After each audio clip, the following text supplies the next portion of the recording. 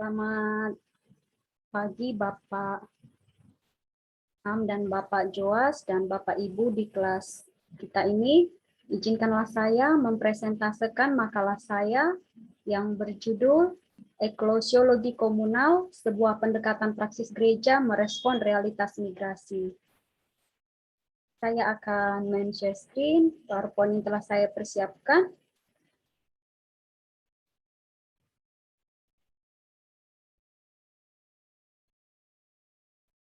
Eklesiologi komunal, sebuah pendekatan praksis gereja merespon realitas migrasi. Adapun saya mau pertama-tama akan menggambarkan realitas migrasi. Yang pertama, migrasi merupakan realitas perpindahan yang melewati batas-batas internasional, lokal, dan antar komunitas pada negara yang sama. Isu migrasi merupakan isu yang hangat dibicarakan pada abad ke-21. Hal ini sebagai akibat globalisasi yang menembus batas-batas bergerakan manusia hampir dalam semua sektor kehidupan. Realitas migrasi yang menjadi konteks pengamatan saya adalah di Kabupaten Toba. Kabupaten Toba memiliki sumber-sumber penghidupan yang menjanjikan untuk perbaikan hidup bagi para migran. Hal ini terlihat melalui kekayaan alam Danau Toba yang mendukung berkembangnya industri pariwisata, penyediaan sektor pertanian, dan perdagangan. Kehadiran program pemerintah pusat melalui Badan Otorita Danau Toba atau BDOT yang menetapkan Kabupaten Toba menjadi tujuan destinasi wisata nasional.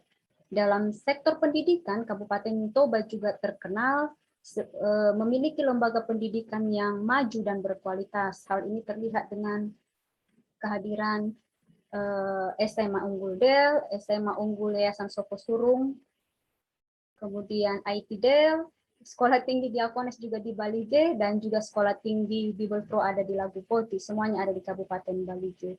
Kemudian di Kabupaten Toba juga terdapat dua perusahaan raksasa, perusahaan besar yaitu PT Inalum dan PT Toba Port Lestari. Apa respon gereja menghadapi realitas migrasi?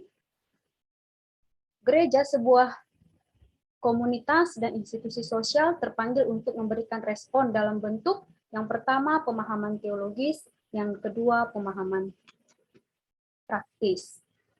Sebab realitas migrasi adalah isu teologis yang perlu untuk dicermati, karena gereja lahir sebagai buah dari proses migrasi orang-orang percaya. Dalam Perjanjian Lama, kita lihat sejarah perjalanan bangsa Israel sebagai bangsa pilihan Allah yang terus berjalan, berpindah, dan berdiaspora. Kisah Abraham keluar dari tanah kelahirannya menuju tanah perjanjian sebagai gambaran migrasi. Di Perjanjian Baru, para rasul pun sedang dalam perjalanan ketika menuliskan surat-suratnya ke jemaat-jemaat kecil yang ada di Asia. Saya mencoba untuk melihat beberapa pendekatan doktrin yang disampaikan oleh para teolog merespon realitas gereja. Mereka pada umumnya menggunakan 3 pemahaman doktrin gereja untuk memahami migrasi. Yang pertama, Allah yang berpindah. Yang kedua, Allah yang berinkarnasi. Yang ketiga, eksistensi yang bermigrasi. Teolog pertama adalah Daniel G. Grudy. Teologi migrasi berusaha untuk mengartikulasi pemahaman baru tentang hubungan antara Allah dan manusia dengan pendekatan eskatologis. Jadi bagi Grudy, dia menjelaskan bahwa Allah yang berpindah dalam diri Yesus Kristus dan menjadi manusia, kemudian Yesus Kristus yang berpindah dari kematian menuju kehidupan, demikian juga orang Kristen mengimani bahwa mereka berasal dari Allah dan dipanggil untuk kembali kepada Allah ataupun dalam proses perjalanan kembali kepada Allah. Demikian pendapat dari Daniel Grudy. Pendapat kedua adalah dari Peter Stephan yang mengatakan dengan gagasannya God on the move atau Allah yang berpindah. Bagi Pan, pada dasarnya menerjemahkan doktrin Allah Tritunggal untuk membangun teologi migrasi. dalam ketiga pribadi, yaitu Allah Bapa, Anaknya Yesus Kristus, dan Roh Kudus, Peter Pan menunjukkan dan mengartikulasi bagaimana Allah menghubungkan dirinya dengan manusia dan manusia dengan ketiganya. Oleh karena itulah Peter Pan mengajukan tiga pemikiran, yaitu Deus Migrator atau God the Primordial Migrant, Allah yang bermigrasi. Kemudian Yesus itu adalah sang paradigma migran, dan yang ketiga adalah Roh Kudus, yaitu yang mendorong dan menarik para migran. Roh Kudus di sini berarti bahwa Roh Kudus menolong para manusia untuk keluar dari kesusahan atau keluar dari penderitaannya, mencari tempat yang lebih mendatangkan janji kesejahteraan hidup bagi mereka. Dan Roh Kudus juga lah yang menarik para migran, dalam artian menarik di sini adalah berusaha menuntun para migran untuk tetap mengingat akan adanya tujuan migrasi mereka, yaitu kehidupan kekal. Yang ketiga adalah pendapat dari Fabio Baggio dan Agnes M. Brazal.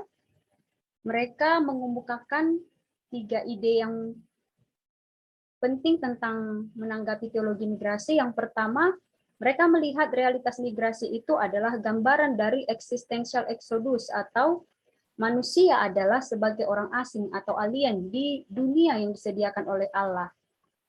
Dengan arti bahwa manusia itu harus tetap berjalan menuju tanah asalnya.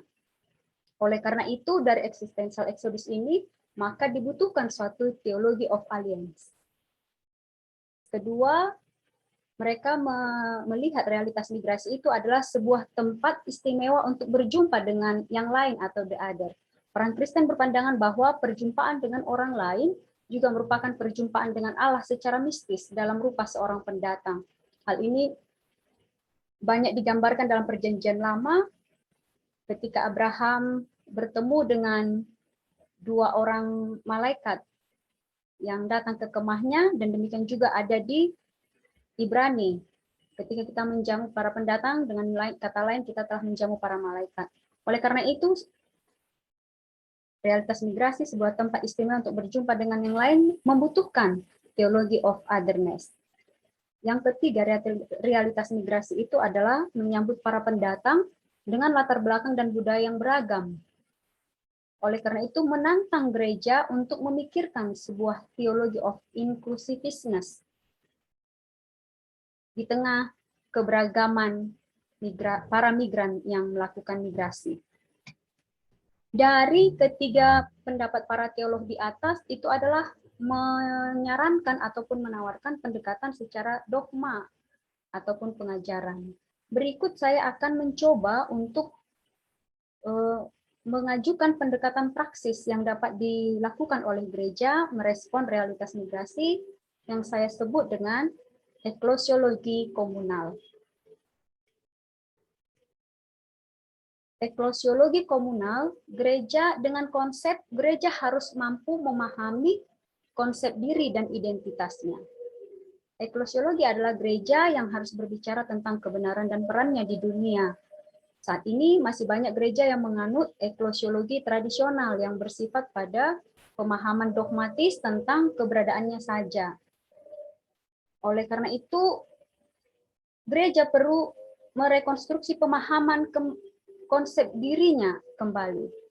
Konsep diri merupakan gambaran yang dimiliki dari individu yang berpengaruh dalam menentukan peran dan mengarahkan perkembangannya di dalam lingkungannya. Jadi kalau gereja masih memegang konsep diri gereja yang eklesiologi secara tradisional, tentu dia akan melihat realitas migrasi itu bukanlah suatu hal isu teologis yang perlu untuk direspon. Oleh karena itu saya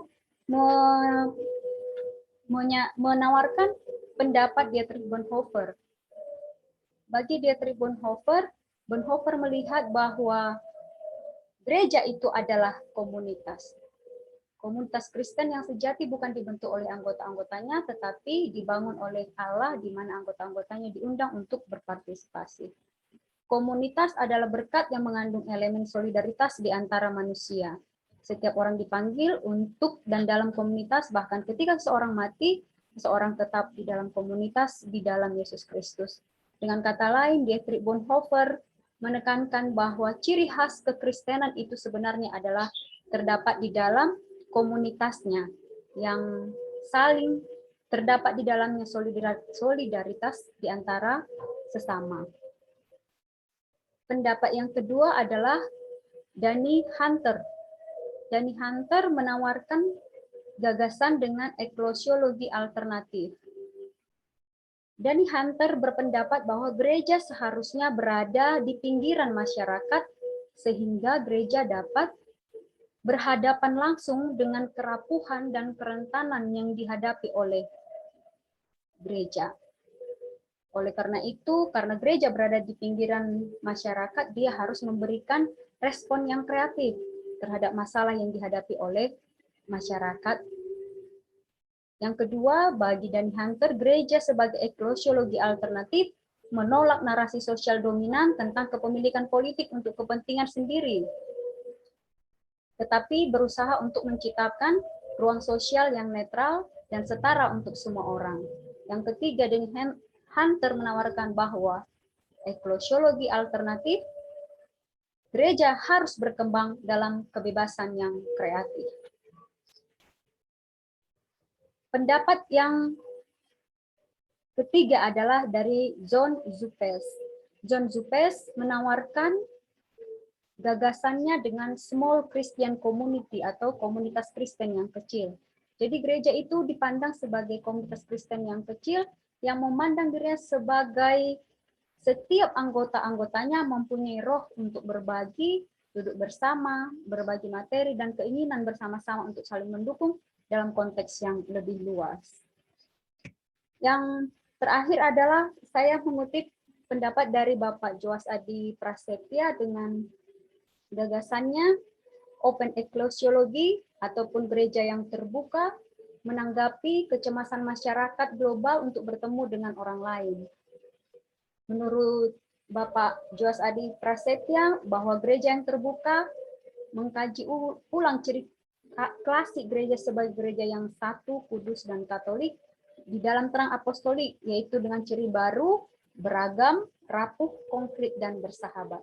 Oleh karena itu, gereja sebagai open eklesiologi menawarkan konsep gereja yang terbuka dengan 3 syarat utama, yaitu harus berakar pada pusat tradisi kekristenan, yaitu Allah Tritunggal, dipahami oleh masyarakat dalam konteks budayanya, membangunkan kekristenan untuk keluar dari kekristenan pasif yang hanya berpaku pada komunitasnya saja menuju konteks yang lebih luas.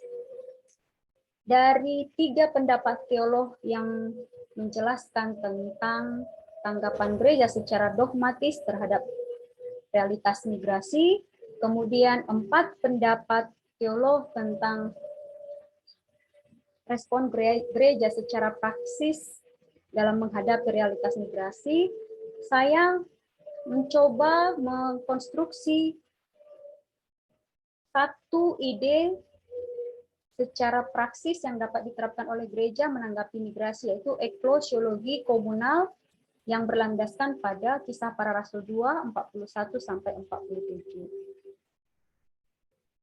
Eklesia berasal dari kata eklesiologi, atau yang berarti gereja. Pada awalnya, istilah itu bukanlah digunakan di dalam bidang keagamaan, tetapi dalam istilah pemerintahan negara yang mengandung makna perhimpunan orang banyak, perhimpunan warga yang merdeka di sebuah kota yang dipanggil bersama-sama untuk memutuskan hal-hal yang mempengaruhi kesejahteraan mereka sendiri. Jadi secara akar katanya, eklesiologi berasal dari bahasa Portugis, yaitu igreja, berakar dari bahasa Yunani eklesia, mengandung arti dipanggil keluar untuk masuk ke dalam sebuah persekutuan atau komunitas. Dengan demikian, gereja itu adalah komunitas yang harus bersifat kontekstual, yaitu gereja yang memperhatikan permasalahan dan kebutuhan yang ada dalam konteks komunitas di mana gereja berada, dan mengambil sikap untuk menanggapi situasi-situasi tersebut, seperti realitas migrasi. Gereja sebagai komunitas adalah tujuan keselamatan daripada Allah. Dari sejarah penciptaan, mulanya Allah menciptakan manusia sebagai diri individual atau pribadi Adam, menuju menjadi kelompok kecil, ada Adam dan Hawa. Kemudian dari Adam dan Hawa menuju sebuah kelompok besar ataupun komunal, komunitas, sampai pada manusia bertambah banyak dan memenuhi bumi. Jadi komunitas adalah gambaran kecil dari masyarakat. Keterhubungan, ketergantungan di antara manusia dalam praktek hidup sehari-hari, kepatuhan kepada Kristus akan ditunjukkan melalui hidup dalam keharmonisan di dalam komunitas. Dengan demikian, komunitas itu tidak hanya menolong setiap orang untuk bertumbuh, tetapi sebagai gambaran tentang adanya komunitas surgawi yang hidup. Dalam konteks Kisah Para Rasul 2 ayat 41 sampai 47, saya melihat ada 4 latar belakang dari nats tersebut. Yang pertama, Yesus berpesan kepada murid-muridnya sebelum dia naik ke sorga setelah kebangkitannya, agar murid-murid bersama-sama menunggu di Yerusalem sampai mereka menerima Roh Kudus. Yang kedua, ketika hari raya Pentakosta tiba, awalnya orang banyak datang dari berbagai penjuru dunia bermigrasi dan berkumpul di Yerusalem untuk merayakan Pentakosta. Yang ketiga, adapun para pendatang tersebut mempunyai latar belakang kepercayaan dan suku yang berbeda-beda. Akan tetapi, dalam prosesnya sebagian besar dari para pendatang menjadi percaya, dibaptis, dan bahkan ada yang tinggal menetap di Yerusalem. Hal ini seperti dituliskan di dalam Kisah Para Rasul 2 ayat 41 yang menyatakan ribuan orang menjadi percaya dan dibaptis. Gereja sebagai komunitas dalam Kisah Para Rasul 2 ayat 41-47, saya melihat ada 3 hal penting yang menunjukkan gereja sebagai eklesiologi komunal. Yang pertama, gereja harus tetap melakukan pekerjaannya sehari-hari ataupun daily labor. Berbagai kebutuhan barang yang dibutuhkan oleh setiap orang yang ada di dalam komunitas. Jadi dengan demikian, baik para migran maupun penduduk lokal semuanya bekerja dalam kehidupan sehari-harinya. Kemudian yang kedua, gereja itu adalah gereja sebagai eklesiologi komunal bekerja di dalam konteks fellowship labor atau yang dikenal dengan koinonia.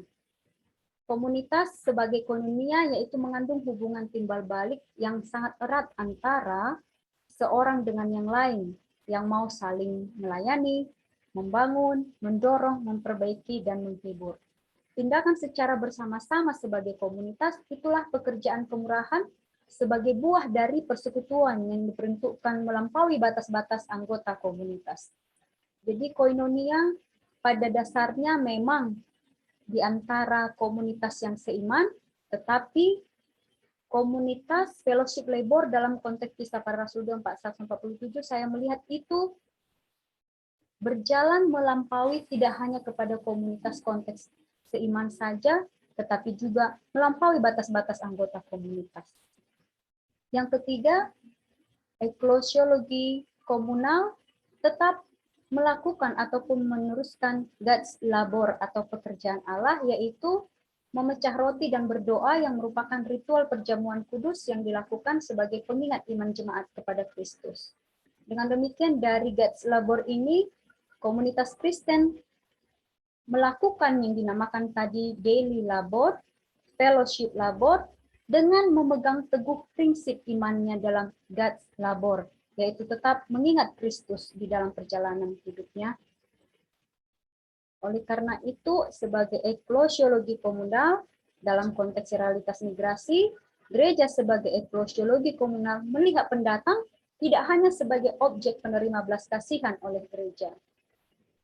Gereja harus dapat berinteraksi secara terbuka dengan orang-orang di luar komunitas mereka, dan bersama-sama untuk mengerjakan daily labor dan fellowship labor dengan tetap memegang teguh pada God's labor.